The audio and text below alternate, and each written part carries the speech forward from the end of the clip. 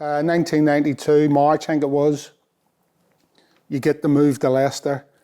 How did that move come about? Well, Brian Little was the manager at Leicester at the time. He was the youth team coach at Middlesbrough, and he always said that when we played against him, he liked the look of me, Speedo, Bats, and he always kept an eye on how we were doing, reserves. And John Gregory was Brian's assistant, first team coach here, was good mates with Bobby Davison, who was at Leeds at the time, and he kept on saying, look, we like Simon, we want to sign him, we're just waiting to see what happens. And back in the day then, there was actually transfer window was the third Thursday, I think it was, in March or something like that. Right. So it came and there was a lot of talk about it. And eventually, after the QPR game, I went to Leeds, picked my boots up. And it was weird because I left with a tear in my eye because it's your team that you supported. But it couldn't have happened any better for me because all of a sudden I'm playing in the Championship. 3 days later at Ipswich, I think I made my debut and it was a 0-0. So I made some real good impression on my debut. It was 2 0-0. Clean sheet, yeah. I was playing midfield at the time. Oh. And it was really sort of what I needed at the time. Yeah. Not playing much, needed at 22 to go and start playing first team football. And before you know it, I think it was about 11, 12 games later, we're playing in the semi-finals of the playoffs against Cambridge, drew 1-1 at Cambridge, I think, or maybe 0-0 actually, and then we beat them 4-1 or maybe 5-1. I can't remember. Times that's long ago. And then we remembered your debut. That was a question I was going to ask you, but you've already got that in there. And then obviously we got to the final, and to play in the playoff final against Blackburn was an unbelievable sort of roller coaster of playing reserve team football in front of one man and a dog before, you know it, bank holiday Monday, I think it was, and 80,000 at Wembley chasing Gordon Cowans and David Speedy diving and all them reprobates. That infamous game, Do you think that did you a favour then? Just because, like you say, there must have been a bit of heartache leaving Leeds thinking, maybe that, I don't know, unfinished business or whatever, or had things to do, but then you're straight into the mix. You haven't got time to think about it. I'd waited so long to try and make an impression and get a first team. So you thought it was enough? I knew it was the right time to do. That's different, isn't it? As much as it was your club that I knew to get my career going. I couldn't just stay there for the long term just because you supported the club. Yeah. Be the longest non-playing member of the staff. Yeah, one appearance a season. Go down as a legend for one game only, 2 games. But I just knew I needed to get my career going, and coming here was an unbelievable sort of feeling of, I think the previous year just stayed up on the last game of the season or something like that, and then the period of time that I had while I was here was incredible moments along the way. Plenty happening through the years, wasn't there? Which we'll come on to. But so when you've moved to Leicester, were you a Countess Thorpe kid? Whetstone. I seem to remember you were. I moved into. A few of the boys moved there, didn't they? Myself included. Lee Philpott. We were sort of neighbours around that way. Ian Roberts did. Steve Guppy did. Must have been a good area for golfing and going out. Yeah. Blairby and Countess Thorpe, that area. Yeah, exactly. Yeah. But it was good to have all the lads close together. We, like you say, we socialised. Not far from the training ground. Isn't it? Beaver Drive was just on Ayleston, wasn't it? So. There's always been a good social side at this football club in the 90s. I think there'll be plenty of stories that will come out of many... I'd imagine Steve... It's the main reason I joined, to be honest. At the centre of that, because he definitely was when I joined. Mr. Walsh, he was the centre of the social side. But I think back in the day then, it was all... you did that though, didn't you? Every other team was doing it, that you socialised. Even before you came, we had the Tuesday club that would go out on a Tuesday afternoon, Willie Thorne snooker place, and then carry on and go to Crystal's and... just leave it there. Yeah. But you can name a story. I'll tell you one story, which you probably know, that I remember going into Crystal's and one of the lads, I'm not going to say who it was, said, watch this, I'm going to do a Klinsmann. Right. And you're like, what's he going to do here? Anyway, all of a sudden, this lad runs a dance floor. There's a sliding celebration that Jurgen Klinsmann brought out and knocked about 20 people off the dance floor, just wiped them out like a 10-pin bowling. But you could do stuff like that. Yeah. Not that it was any problems, but now social media would kill whoever did it. Yeah, you forged quite a close friendship with the aforementioned Steve Walsh, didn't you? Yeah, we were obviously good mates.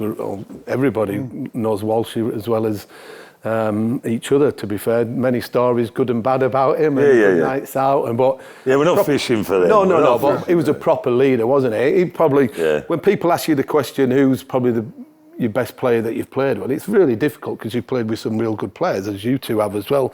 But I think Walshy epitomises what Leicester was about at that time in the 90s, and definitely for that 10-year period where we were getting to playoff finals, League Cup finals. He played hard, but as a centre forward and as a centre back as well, which you were trying to be the next Steve Walsh. Well, he was for a bit, wasn't he? He didn't get sent off as much. Well, no, he didn't. He actually. I was a bit more not refined, but you got away with it. What the word was, Well, subtle maybe, subtle. I think that Walshy wasn't as savvy as you. He was quite crude. You were sort of you could deal with it when nobody was looking. Yeah, he has. I mean, we're here to talk about you, Simon, but I mean, Walshy crops up.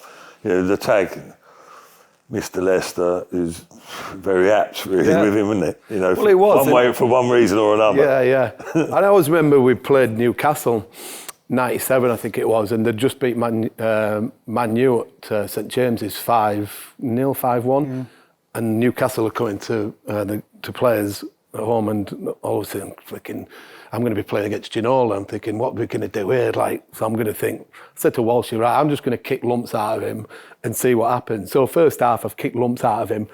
And then we're walking down the tunnel, and Ginola sort of turns around. He said, "Hey, Grayson," and he probably only just saw my shirt. He didn't know who I was. He went, "Why are you keep kicking me?" I went, "Because I don't want you to make me look stupid. There's enough people could do that anyway." Yeah. And all of a sudden, Walshy had the big Lucasade bottle, just turned round and squirted it right in his face.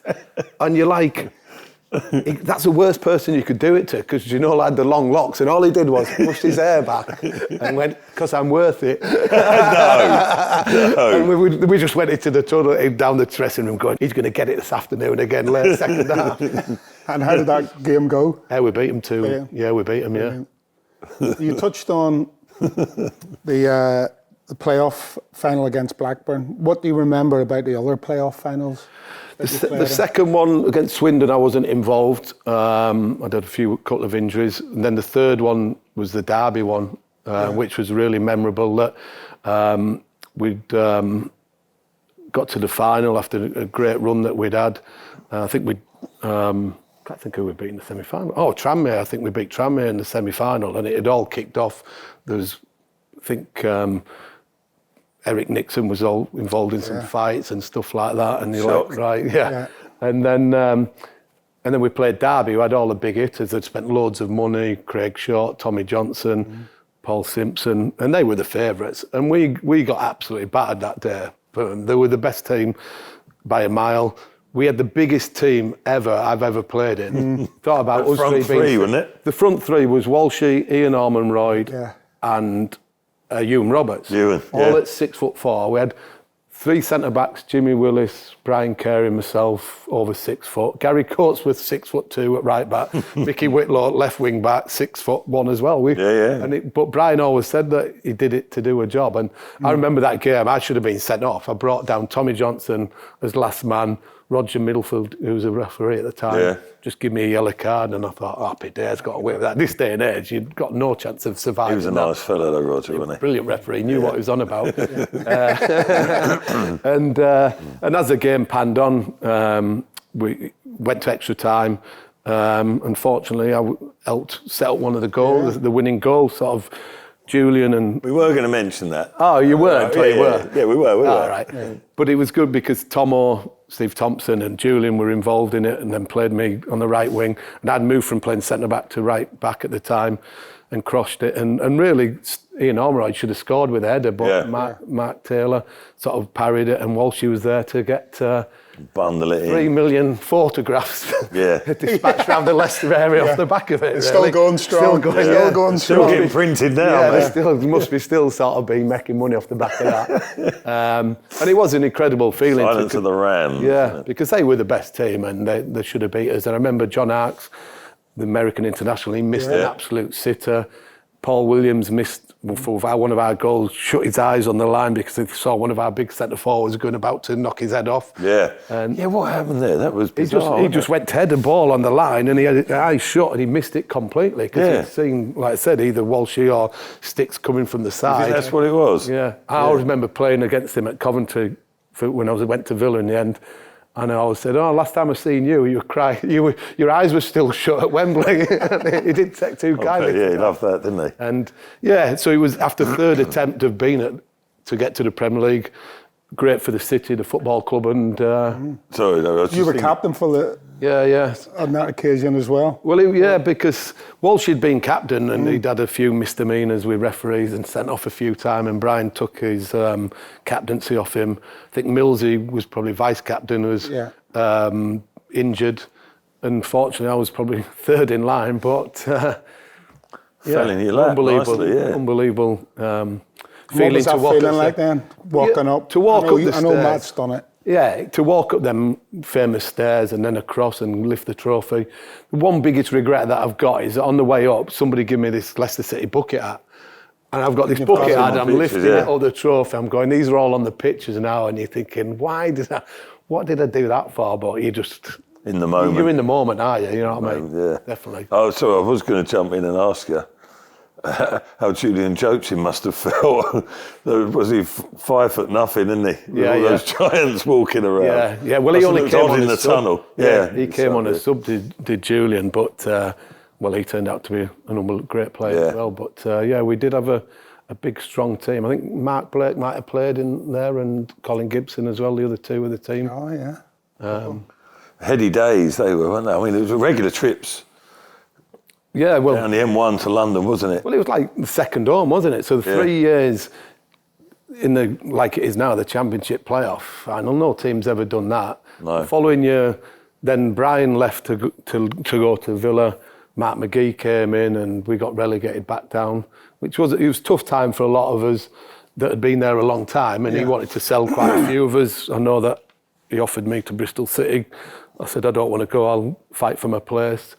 And then he jumped ship and went to Wolves, and then Martin came in, and well, you were part of it, that we got promoted again via the playoffs. So within 5 years, 4 playoff finals. Crazy. Same at moment where he took Kevin Poole off to bring Spider Kallich on, thinking we're going to need him for the penalties. Being 6'5". He didn't rely on Claridge chinning one into the top corner in the last minute of all extra fell time. into place, didn't it? Yeah. And then the following year after that, it was the League Cup final and Premier League sort of security for a number of years after that. But it was an incredible time to be playing there all the time, but also being a Leicester City supporter now. Fond memories for everybody. Brilliant, wasn't it? But it hurt you as well, losing the two finals. Yeah, it was tough to take. Well, who were they against? Swindon? So we lost against Blackburn and Swindon. Yeah, and the Swindon one was probably one of the hardest because we were 3-1 down, got back to 3-3, and then they got another penalty to win 4-3. Hoddle. Yeah, he was captain, He was still unbelievable. Player manager. Unbelievable, wasn't he? Yeah. Back then, even at that stage. But so highs and lows, more highs than lows. Yeah.